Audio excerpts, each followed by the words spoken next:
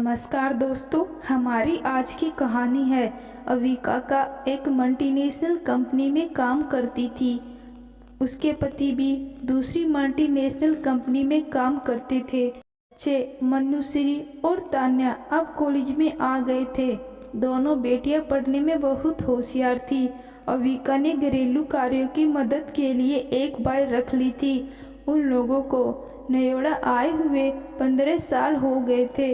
तभी से मंगू उनके घर पर काम कर रही थी। जब बच्चे छोटे थे तब मंगू सारा दिन अविका के घर पर ही रहती थी। सुबह अविका की चाय से लेकर रात का खाना बनाने तक वह यही रहती थी। अविका को उस पर पूरा विश्वास था और वह भी बहुत अच्छे से सारा काम करती थी। बच्चों को संभालना, खाना बनाना, घर का अन्य काम करना, बच्चे भी उसे सम्मान देते थे। मंगू की एक लड़की थी जिसकी शादी हो चुकी थी। वह महाराष्ट्र में रहती थी तो मंगू को कहीं जाना भी नहीं होता था। पति सुबह काम पर जाता था और रात को ही घर वापस लौटता था।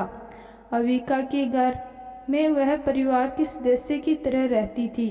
एक दिन अविका की बुआ सास कुछ दिन के लिए उनके पास रहने के लिए आई। अविका ने वीकेंड पर बुआजी को खूब घुमाया। फिर सोमवार को मंगू को सब कुछ अच्छे से समझा दिया और दोनों पति पत्नी ऑफिस चले गए। मंगू ने बुआजी का खूब ध्यान रखा। शाम को अविका ने घर आकर बुआजी का हाल पूछा तो उन्होंने कहा, हाँ बस ठीक ही रहा। अविका समझ गई कि बुआजी को उसका ऑफिस जाना अच्छा नहीं लगा, लेकिन वह ऑफिस से इतनी लंबी छुट्टी नहीं ले सकती थी। एक दिन शाम को वह बुआजी को लेकर पिक्चर देखने जा रही थी। मंगू घर के काम कर रही थी। बच्चे घर में ही थे। अविका गाड़ी चला रही थी। तभी उसकी निगाहें अपनी उंगली पर पड़ी तो वह चौंक गई। उसकी डायमंड की अंगूठी गायब थी। अब वह पिक्चर हॉल के बाहर थे और मूवी का टाइम भी हो चुका था। तो वह घर तो वापस नहीं गए।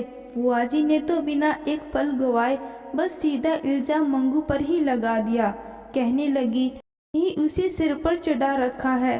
तुम लोगों को क्या पता लगता होगा, पता नहीं पहले भी कितनी चीजें ले जाती रही है। किसी ने ही ली होगी अंगूठी भी। अविका ने कहा, नहीं बुआजी, वह ऐसी नहीं है। लेकिन वह कहाँ सुनने वाली थी। घर वापस आए तो मंगू तो जा चुकी थी। बुआजी को गुस्से में देखकर अविका की बेटी अंशिका बोली, क्या हुआ दादी, आपकी मूवी अच्छी नहीं लगी? बुआ गुस्से में बोली, किसका मन लगेगा पिक्चर देखने में जब घर में चोर बसे हो तो।